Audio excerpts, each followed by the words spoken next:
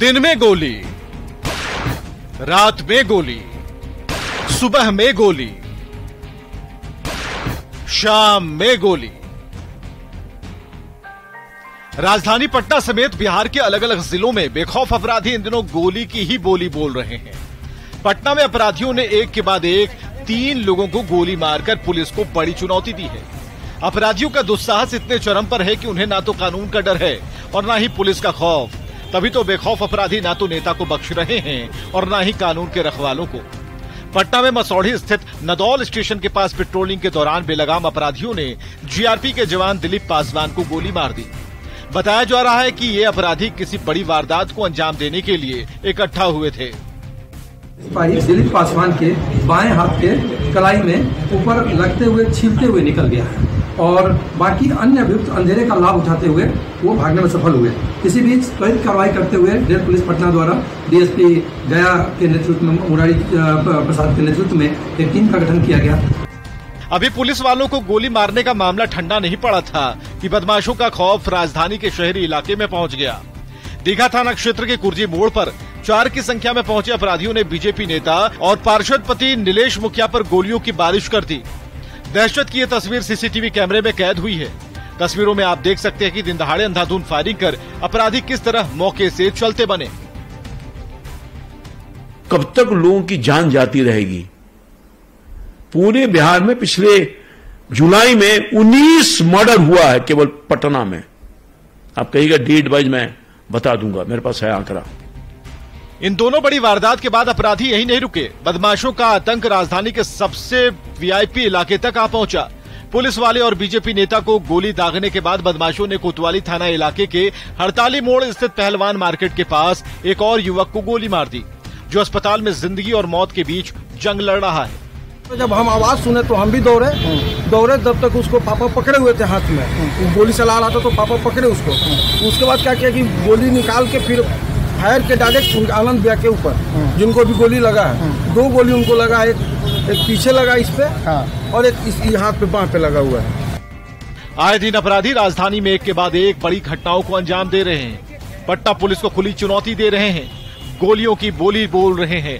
ऐसे में देखना होगा कि इन बदमाशों पर नकेल कसने के लिए पुलिस कौन सा बड़ा कदम उठाती है।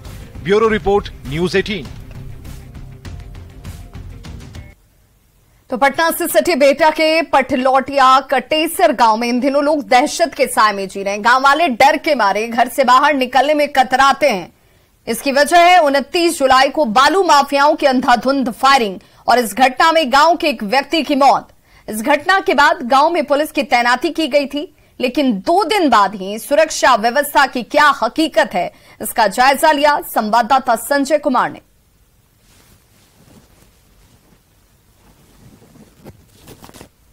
इस वक्त हम बिहटा थाना क्षेत्र के पथलौटिया कटेसर गांव में हैं और यहीं पर 29 जुलाई को एक बड़ी वारदात हुई थी। बालू माफियाओं ने AK-47 से अंधाधुंध फायरिंग की थी, जिससे एक ग्रामीण की मौत हो गई थी। और ठीक हम सोन नदी के मुहाने पर हैं। हमारी जो दाईं तरफ है ये सोन नदी की तस्वीर है और यहाँ पर बालू माफियाओं का कब्जा है। जाहिर सी बात है इस वक्त बालू के खनन पर रोक लगी हुई है, लेकिन अवैध खनन लगातार जारी है और बालू माफिया किसी भी चुनौती को सहने के लिए तैयार नहीं है और उन्हें थोड़ा भी अगर अंदेशा होता है तो AK-47 का सहारा लेते हैं। घटना के बाद गांव में पुलिस कैंप बनाने की बात कही गई थी, लेकिन गांव में पुलिस कैंप नहीं है, पुलिसकर्मी नहीं है और ग्रामीण दहशत में है। तो बिल्कुल ये तस्वीर दिखाने को काफी है कि सरकार या प्रशासन इस तरह की घटनाओं को कितनी गंभीरता से लेती रही है। ये देखिए यहाँ पर AK-47 की गोलियां जो चली थी तो यहाँ भी दीवार पर उस गोली के निशान मौजूद हैं।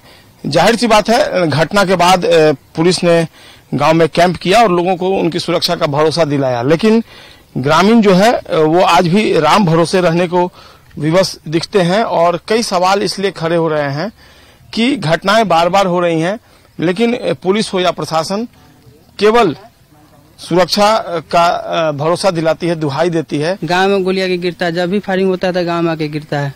वो AK-47 से AK-47 है, बहुत एक से हथियार है, हैवी भी है। कैंप था तो अभी आता है, लेकिन कभी कभी नहीं आता है। इस घटना के बाद पुलिस कैंप की बात कही गई थी, लेकिन पुलिस है कि नहीं है? अभी तो नहीं है, लेकिन कल था।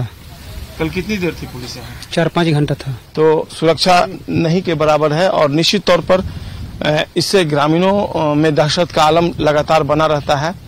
और ये गांव एक बार फिर से 29 जुलाई को चर्चा में आया जब फायरिंग हुई। तमाम अधिकारी पहुंचे यहां पर, उन्होंने भरोसा दिलाया सुरक्षा का, लेकिन सुरक्षा क्या है इसकी ग्राउंड जीरो से हम आपको तस्वीर दिखा रहे हैं।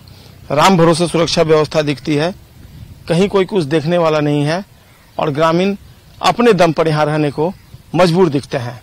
कैमरा पर्सन अजय दुबे के साथ संजय कुमार, न्यूज 18 पटना। रिलायंस जियो ने अपने नए बजट लैपटॉप से पर्दा उठा दिया है। नए जियो